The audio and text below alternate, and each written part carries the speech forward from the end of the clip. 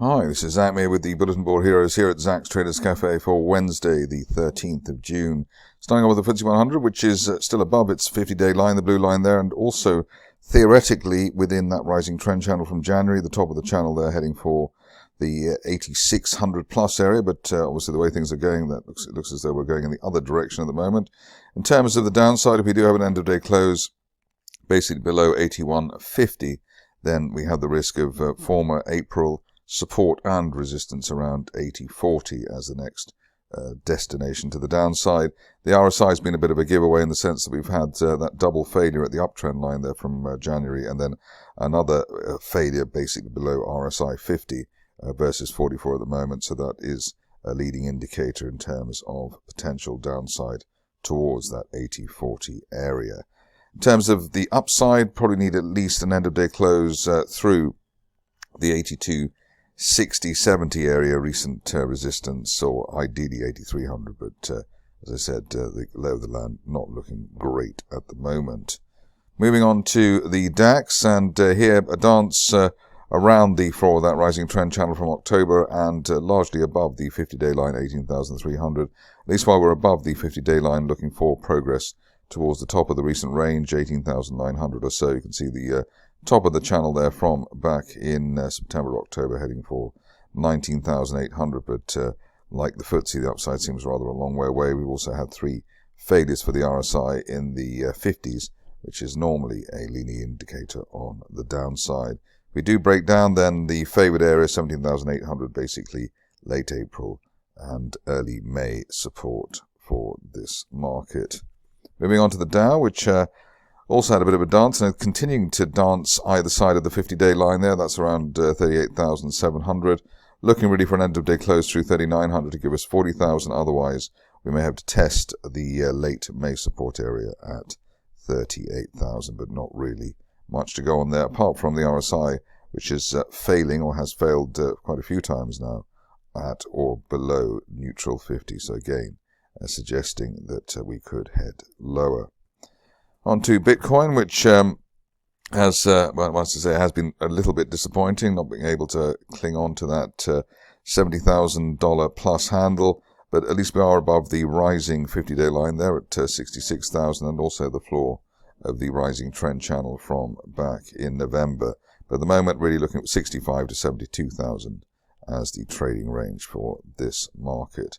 Obviously, there is the risk of another final test of the 60,000 area, but at the moment, it looks as though the channel will hold. Moving on to gold, and here you can see that has been a bit of a struggle to start June, but the first sort of trigger for the upside there, an end-of-day close above the 50-day line, 23.58, and then we're up to 23.90 as a resistance line to break, so that we can head up towards the top of that rising trend channel from December, 2600. On the downside, not expecting anything worse than 2280, the May support, and even if there is something worse than that, one would expect this market to snap back relatively quickly. Onto the stocks, and not that many for some reason. Starting off with Barron Oil, and here we were happy that this market the stock managed to finally break the June resistance and the 200-day moving average around 0.07.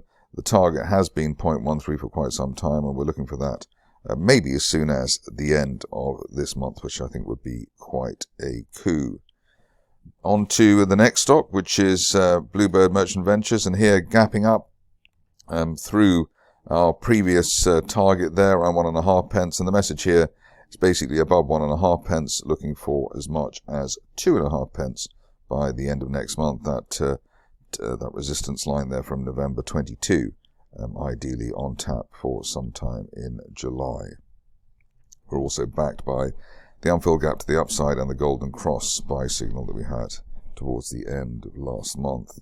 Clontarf is next, and here you can see that we've tried and so far failed to break above the 200-day line, but I suppose it's not over yet. While we're above that 50-day line at 0.036, still the chance of pushing up to 0.07, maybe by the end of this month, but it has been admitted the 200-day line failure this month looks rather similar to the ones that we've had previously. On to Eurasia, which seems to be consolidating at the higher levels, which is normally a good sign. The range here around 2.8 to 4 pence, and 3.25 at the moment, hoping for a move up to the next target there, basically 4.75 pence, sometime over the next week or two. If we do break down, the next level of support is 2.5 pence, which is basically post-December resistance. Moving on to Guild Esports, which is trying to revive itself. We've had a bounce off the rising 50-day line and what I call sideways shuffle above that.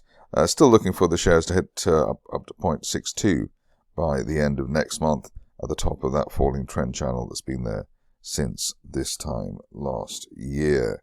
Only an end-of-day close back below the 0.28 area, really delaying the recovery scenario.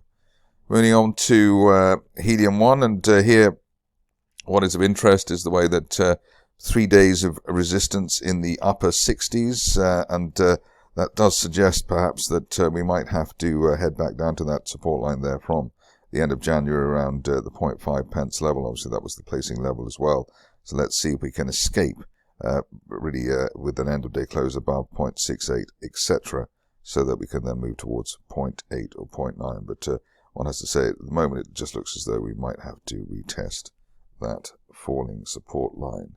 No such issues for Landore, which has done us proud in terms of hitting the first target there, 3.6 pence, and the second one there, the 4.4, as well as the 200-day moving average. Now we're looking for an end-of-day close through that 200-day line, 4.5 pence, to then take us up to retest November and December resistance around 6 pence. Hopefully that could happen by the end of this month, while we remain above the previous target there, around 3.6 pence. Next up is Powerhouse Energy, where we had the theory that the stock would bounce at the top of that gap that left from last month. In fact, there was a slight overshoot to 1.38, but we're back up again now, and the longer we stay above 1.4 pence on an end-of-day close basis, the greater the chance probably to retest recent resistance around 1.8 pence plus over the next week or two.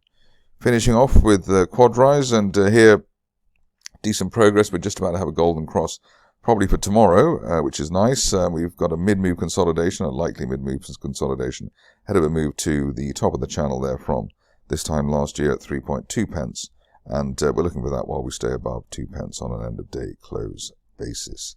That's it for me today. More updates tomorrow.